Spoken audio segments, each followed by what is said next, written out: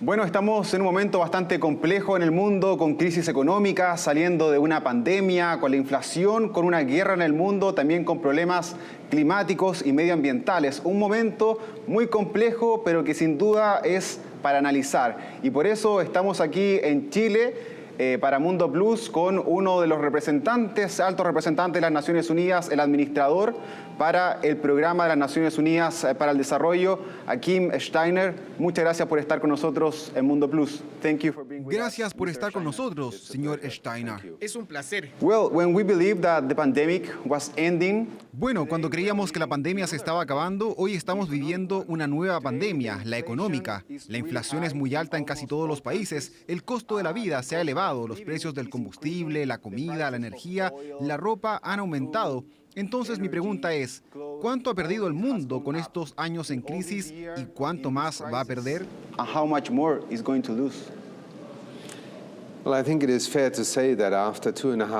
Creo que es justo decir que estamos después de 2 años y medio de una pandemia que casi no tiene precedentes en la historia moderna de la humanidad, donde prácticamente cada país ha experimentado una disrupción.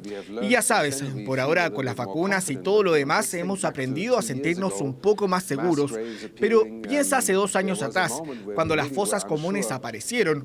Hubo un momento en el que realmente no estábamos seguros de lo que nos depararía el futuro. Creo que en muchos países el impacto socioeconómico del COVID-19 continúa. Y eso es lo que nos enfrentamos ahora. Esperábamos recuperarnos, reconstruir mejor, como muchos lo han llamado, y ahora nos golpea otra crisis. Una vez más estamos viendo la interdependencia global de este momento en el tiempo, porque la invasión de Rusia en Ucrania y las implicaciones que esto ha tenido en los mercados financieros ha demostrado en unos pocos días que estamos viviendo en el siglo XXI, en un mundo donde literalmente de la noche a la mañana cientos de millones de personas pueden verse privados de sus alimentos básicos debido a la forma en que los mercados negocian los suministros futuros. El secretario general de la ONU ha establecido en las Naciones Unidas el Grupo de Respuesta a los Precios Globales. Ellos estiman que en 94 países alrededor de 1.600 millones de personas se verán afectadas por al menos una de estas crisis, ya sea en el costo de vida, el aumento de los alimentos o la energía, o incluso en las finanzas. Este es un momento muy serio y, por lo tanto, otro revés en términos de donde queríamos estar para abordar la pobreza, la transición hacia un futuro energético más limpio, y todo eso ahora está en riesgo en este momento.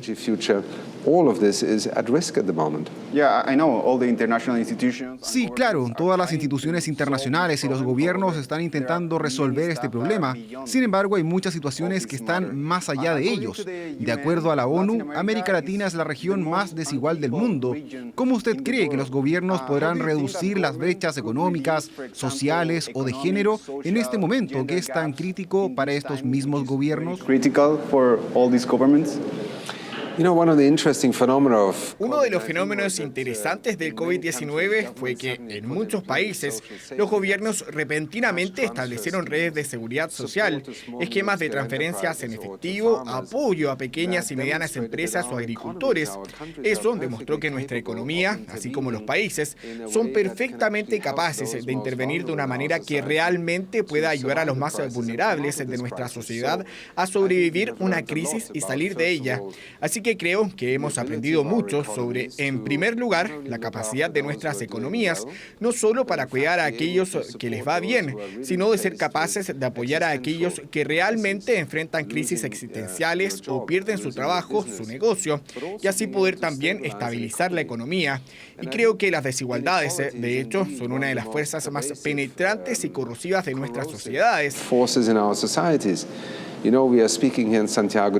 ¿Sabes? Estamos hablando ahora en Santiago de Chile. El PNUD, hace unos años, con muchos chilenos, publicó un reporte llamado Desiguales. Fue un informe que presagiaba, en cierto sentido, la crisis de desigualdad que impulsaría también el debate social y político. Y los informes de desarrollo humano que publicamos en todo el mundo apuntan a la necesidad de que reconozcamos que, aunque el ingreso per cápita suba, si una sociedad se vuelve cada vez más desigual, la gente siente que es cada vez menos justa. En algún momento, el proceso político sale de las instituciones gubernamentales y sale a las calles. Entonces, la desigualdad, además de la pobreza, es de hecho uno de los fenómenos más peligrosos en la sociedad que queda sin respuesta. Y hay muchas opciones políticas: red de seguridad social, sistemas de seguridad social y sistemas de seguros que sabemos que puedan funcionar para abordar esta desigualdad. Sí, pero quizás en este tiempo es duro o difícil para los gobiernos porque todo el dinero está focalizado en otros programas o en intentar resolver la inflación, por ejemplo, que es un tema muy importante por estos días. Tienes toda la razón, y por eso es que las Naciones Unidas, pero también las instituciones financieras internacionales, han advertido cada vez más a la comunidad internacional que tenemos que dar un paso al frente. Necesitamos liquidez en nuestros sistemas financieros porque, como usted dice, a muchos gobiernos no les queda espacio fiscal después de la pandemia del COVID-19, y es por eso que también el FMI, el Banco Mundial y el sistema financiero internacional necesita ver esto como un momento de crisis. En el PNUD estimamos que hay 80 países en la actualidad, tal vez incluso 90, que son vulnerables a la deuda. Esto significa que están a un paso de ser potencialmente incapaces de pagar su deuda. Necesitamos encontrar formas en las que, en un mundo donde hay una riqueza extraordinaria, se puedan proporcionar paquetes de estímulo y objetivos de desarrollo sostenible, paquetes que permitan a los gobiernos intervenir rápidamente en estabilizar su economía y absorber los impactos que ahora se enfrentan a la crisis del costo de la vida. Yes, we know that today Sabemos que hoy cada país debe preocuparse por el desarrollo, pero aún más, un desarrollo enfocado en el medio ambiente, un desarrollo sustentable, ¿cierto? De hecho, en el actual gobierno del presidente Gabriel Boric, una de las áreas o puntos clave tiene que ver con esto, con un desarrollo que sea sostenible. Sin embargo, no sé si usted sabe que en estas últimas semanas hemos visto muchas dificultades en esta área, porque el presidente había anunciado el cierre de una de las plantas de fundición de cobre, pero los trabajadores no estaban de acuerdo con esta idea. Entonces, ¿cómo los gobiernos pueden avanzar en tener un mayor desarrollo sustentable cuando, por el otro lado, tenemos empresas y trabajadores que tienen miedo de las dificultades económicas que podrían surgir? Creemos que hemos aprendido mucho en los últimos 100 años, que en primer lugar la contaminación mata, pero pocas personas se dan cuenta de que hoy en el mundo, según estima la Organización Mundial de la Salud, 7 millones de personas mueren prematuramente cada año debido a la contaminación interior y exterior. Este es un precio terrible a pagar y es un precio que ninguna sociedad debería estar dispuesta a pagar. La pregunta es si al tratar con una fuente de contaminación, el precio de cerrar esa fuente de contaminación solo lo pagan aquellos que, por ejemplo, están empleados en esa fábrica o en esa industria, o si el papel de la sociedad y por lo tanto del Estado y el gobierno es asegurarse de que esta transición no sea un juego de suma cero.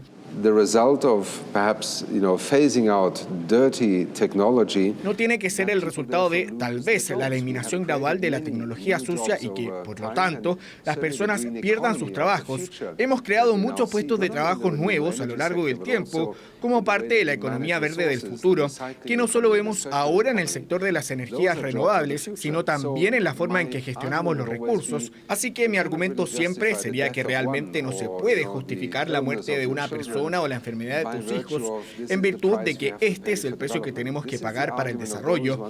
Pero entiendo perfectamente el miedo y las preocupaciones y creo que, en parte, muy a menudo las personas que se enfrentan a la perspectiva de perder su trabajo no confían en que la sociedad les ayudará a desarrollar un nuevo sustento. Si puedes resolver ese problema, si puedes reducir esa preocupación, entonces dudo que cualquier trabajador en una industria contaminante diría: prefiero trabajar en una industria contaminante que en una industria más limpia o en un trabajo de economía verde. Imagínese si los Estados Unidos o el Valle del Ruhr alemán todavía estuvieran produciendo de la misma manera que lo estarían produciendo en la década del 1950. Ya no viviría nadie allí.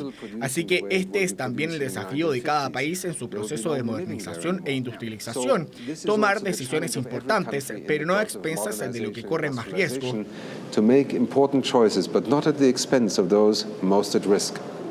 The European Union has expressed La Unión Europea ha expresado que debido a la pandemia y la invasión rusa en Ucrania, probablemente algunos de los objetivos medioambientales que ellos tenían antes de estos procesos ahora serán pospuestos. Además, tenemos grandes potencias como India, Rusia o China que no han tenido un rol realmente progresivo o activo en términos medioambientales. ¿Qué podemos hacer hoy en estos términos? What can be done in these terms nowadays? En primer lugar, yo cuestiono un poco la noción de que hay una región que es más progresista y quizás otras no. Si piensas en la India hoy, tiene uno de los programas de inversión más grandes que cualquier país del mundo en energía renovable, más de 450 gigavatios de capacidad de generación de electricidad renovable que se instalarán para 2030. Esta es una inversión extraordinaria. China es hoy no solo el principal productor de tecnología de energía renovable, sino también el principal inversor. La mayor cantidad de capacidad instalada, tanto solar como eólica, está en China. Así también esas economías han comenzado una transición importante hacia una economía de energía limpia, pero obviamente están comenzando desde una alta dependencia del carbón. Ahora, en cuanto a su punto de que tal vez Europa, Estados Unidos u otros países industrializados retrocedan en alguno de sus compromisos ambientales debido a la crisis o los desafíos que enfrentan en este momento, creo que el peligro es real. Creo que sería una tragedia para la humanidad, porque solo tenemos cerca de 7 a 8 años para reducir las emisiones hasta el punto en que nuestros hijos todavía tengan la oportunidad de vivir en un mundo donde 1,5 grados sea posible como límite para el calentamiento global.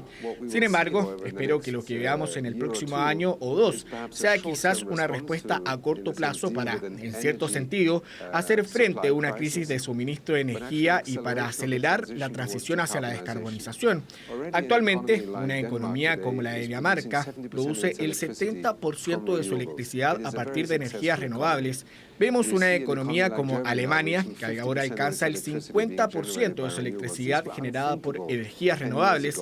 Esto era impensado hace 10 años. No podemos dejar de lado esta ambición. Por eso, también las negociaciones sobre el cambio climático son difíciles. Si perdemos la confianza unos en otros de que nuestro futuro es uno de descarbonización, entonces la humanidad pagará un precio mucho más allá de la interrupción a corto plazo de este momento. And finally, I wanted to talk about politics. Y finalmente quiero hablar de política, cómo ve el futuro político, el futuro democrático de América Latina, cuando estamos experimentando algunos momentos críticos. Hace algunos días hubo una controversia porque Estados Unidos no quiso invitar a Cuba, Venezuela y Nicaragua a la Cumbre de las Américas. Algunos mandatarios no fueron como forma de protesta. Otros decían que esos países debieron ir para confrontarlos cara a cara. Además, estamos en un momento en que casi todos los presidentes de la región están sufriendo una falta de apoyo. No tienen muy buenos índices de aprobación, al igual que muchas instituciones. Tenemos una crisis económica, hay mucha violencia en esta región. ¿Cómo ve nuestro futuro? We have economic crisis, we have so much violence in this region. How do you see our future?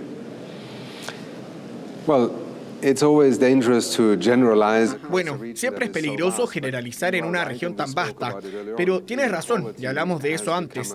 La desigualdad se ha convertido en un gran desafío, está generando mucha tensión política, una pérdida de confianza en las instituciones.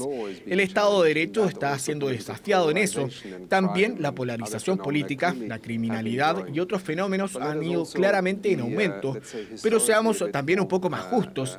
Siempre ha habido ciertas tensiones y si algunos están invitados en esta cumbre o no, no es un fenómeno nuevo, diría yo.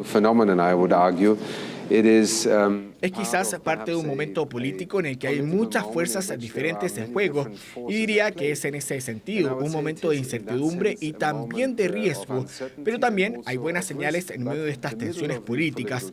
Hemos visto elecciones y procesos democráticos que han tenido lugar.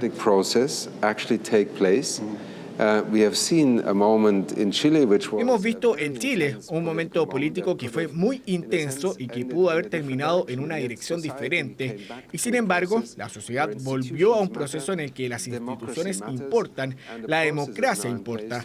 Y el proceso ya está listo para resolver esto. Hemos visto elecciones recientemente en Colombia, donde hay un cambio de gobierno y si se hace de manera democrática, el ganador puede asumir el cargo y el perdedor respeta el resultado. Esta es la primera condición para permitir que las diferencias políticas no se conviertan en caos. Y creo que, en ese sentido, también hay señales esperanzadoras dentro de América Latina y el Caribe que no debemos descuidar. Pero permíteme decirlo nuevamente, la desigualdad y la crisis política están relacionadas y la economía puede amplificarlas muy rápidamente. Y nos enfrentamos a un entorno económico muy incierto por encima de todo en este momento. Finalmente, usted estará por algunos días aquí en Chile y ha podido mirar al país también. Nosotros estamos en un momento crucial en nuestra historia. Estamos con un nuevo gobierno liderado por el presidente más joven de la historia. Estamos también en el proceso de redactar una nueva constitución. Hemos tenido buenas referencias internacionales, como los bajos índices de corrupción, por ejemplo, pero también estamos en un momento realmente difícil por temas económicos, la pandemia y la inflación. ¿Cuál es su mensaje o su pensamiento sobre nuestro país? What is your message? What is your thought about this country? Bueno, a todas las personas que conocí hoy y con las que tuve el honor de reunirme, como Su Excelencia el Presidente, los líderes del Congreso, ministros y líderes de la sociedad civil, creo que todo el mundo siente la mano de la historia sobre su hombro en este momento. Y creo que el hecho de que Chile esté abordando legados de muchos años que quedaron sin resolver a través de un proceso muy público y transparente es motivo para estar seguro de que este podría ser un momento en el que Chile renueve su contrato social.